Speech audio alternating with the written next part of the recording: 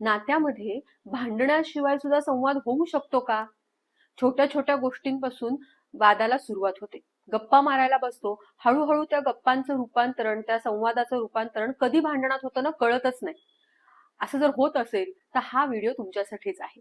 आज आपण समजून घेणार आहोत की भांडण न करता संवाद कसा साधता येणार आहे. त्यामुळे व्हिडिओ हा शेवटपर्यंत बघा. असं दिसून आलेलं आहे की ज्या वेळेला भांडणं होतात तर ती भांडणं मुद्द्यांवर होण्यापेक्षा पण ज्या पद्धतीने मुद्दा मांडला गेलाय ना त्यावरती होत आहे. म्हणजे तो मुद्दा पटत नाही म्हणून भांडणं होण्याची जी पर्सेंटेज आहे ते फार कमी आहे. पण ज्या पद्धतीने काय टोन होता, कशा पद्धतीने सांगितलं गेलं, हे यावरनं ना अधिक जास्त भांडणं होतात.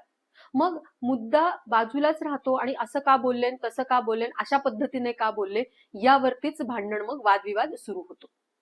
हा जर थांबवायचा असेल आणि नुसता संवाद जर आपल्याला साधायचा असेल तर काही गोष्टींनी आपल्याला सुरुवात करावी लागणार आहे. त्यामध्ये सगळ्यात पहिले आपल्याला जाणीव होणं गरजेचं आहे. काही कौशल्य आपल्याला आत्मसात करावे लागणार आहेत आणि त्या कौशल्यांचा ना सराव करावा लागणार. सराव करणं अत्यंत गरजेचं असणार आहे. कारण जे आपण शिकलोय, जे समजलोय ते प्रॅक्टिसच नाही केली तर त्याचा उपयोग होणार नाही. त्यामुळे काही गोष्टी आपण प्रॅक्टिस, जाणीवपूर्वक त्याचा सराव करूया. सगळ्यात पहिले जे आपण समजून घ्यायचं आहे की भांडणाचं नेमकं मूळ काय आहे, कशामुळे भांडण होत आहेत. माझ्या अपेक्षा पूर्ण होत नाहीयेत म्हणून भांडणं होत आहेत, का काहीतरी इमोशनल ट्रिगर होत आहे म्हणून भांडणं होत आहेत. म्हणजे एक टोन असतो, त्या टोन मध्ये बोललं की मला ट्रिगर होतं आणि मग भांडणं सुरू होऊन जातात. किंवा माझ्या अपेक्षा काहीतरी वेगळ्या आहेत आता आणि दुसरंच काहीतरी होतंय म्हणून वाद होतोय. नेमकं कशामुळे होतोय ह्याची जाणीव आपल्याला स्वतःला करून द्यायची आहे. म्हणजे बघा, माझा नवरा म्हणला होता की मी तुला कॉल करेन आणि त्यांनी केलाच नाही. साहजिक आहे, मला राग आला. आणि राग आल्यानंतर मी म्हणलं की तुला ना माझी काही काळजीच नाही, मी वाट बघत बसते, तू नेहमीच असं करतो. सुरू भांडणाला, अगं मी कामात होतो वगैरे वगैरे, व्हेरी कॉमन. पण तेच जर का मला कळालं की ह्याच्यातनं काय झालंय की माझ्या अपेक्षा पूर्ण झाल्या नाहीत आणि अपेक्षा पूर्ण न झाल्यामुळे मी हर्ट झालेली आहे, माझं इमोशनल ट्रिगर झालेलं आहे. मग मी वाक्य कसं वापरू शकते, मी मला ना वाईट वाटलं तुम्ही फोन केला नाही म्हणून. मला माहितीये की हा चेंज व्हायला वेळ लागणार आहे, म्हणूनच सरावाची गरज आहे. दुसरं, ज्या वेळेला आपण वाद होणार आहेत किंवा वाद होतो त्यावेळेला तू असं केलं, तुम्ही असं केलं, तू असं असं सुरुवात करायच्या ऐवजी मला असं वाटतंय, मी सुरुवात करूया स्टेटमेंटची. कारण जेव्हा तुला असं जेव्हा आपण समोरच्यावर बोट दाखवतो ना, ब्लेम करतो, त्यावेळेला ती जी व्यक्ती ना ती डिफेन्सिव्ह मोड मध्ये जाते, ती ऐकून मग घेत नाही. पण जर का मला सुरुवात केली तर ते डिफेन्सिव्ह मोड ओपन न होता आपण ओपन होतो. त्यामुळे वाद होत असतील तर मला काय वाटतंय ते आधी सांगा आणि मग पुढच्या गोष्टी आपण बोलू शकतो. तिसरं अजून एक महत्वाचं आहे की समोरचा जे सांगतोय ना ते आपण ऐकूया. समोरचा सांगता सांगता आपण त्याला काय प्रत्युत्तर द्यायचं ह्याचा विचार नको करायला. पण हे ऑटोमॅटिक चालू असतं आपलं.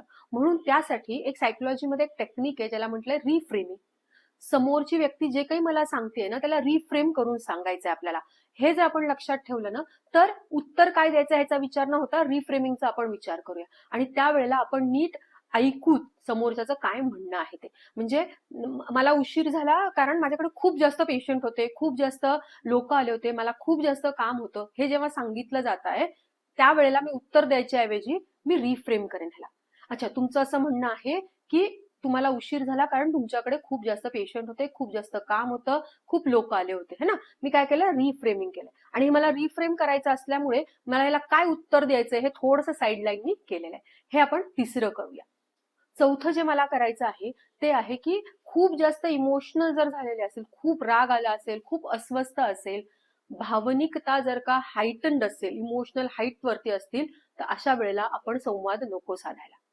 त्यावेळेला आपण शांत बसूयात.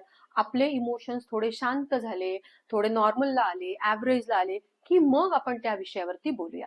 कारण ज्यावेळेला आपण रागात असतो, खूप हाय इमोशन्स मध्ये असतो, त्यावेळेला आपण काय बोलतोय, कोणते शब्द वापरतोय ना हे आपल्याला लक्षात येत नाहीत.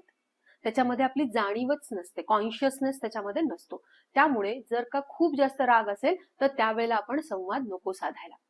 पाचवं आणि महत्वाचं, एक समस्या आहे ती एकमेकांची नाहीये, त्यामुळे आपण एकमेकांच्या विरोधात नाही आहोत, तर समस्येच्या विरोधात आपण एक दोघं आहोत. याला काही पर्याय असू शकतात का याचा आपण विचार करूया. फोन केला, मी आलो नाही, तर याला काही पर्याय असू शकतो का. मी फोन केला, मी आले नाही, मी मेसेज टाकू शकते का? पर्याय आहे. मला सांगितलंय तर मी एक मेसेज टाकून विचारू शकते का? पर्याय आहे. समस्या सोडवायची आहे, एकमेकांच्या विरोधात नाही तर समस्येच्या विरोधात आपण दोघं ऐकवायचं आहे. असं जर केलं तर मला खात्री आहे की वाद कमी होऊन संवाद वाढणार आहे. आपण हा व्हिडिओ शेवटपर्यंत पाहिला त्याबद्दल खूप खूप धन्यवाद. आपल्याला हा व्हिडिओ आवडला असेल त्याला लाईक नक्की करा आणि एका व्यक्तीसोबत का होईना हा शेअर करा. चॅनलला अजून सबस्क्राईब केलं नसेल तर तेही करा. धन्यवाद.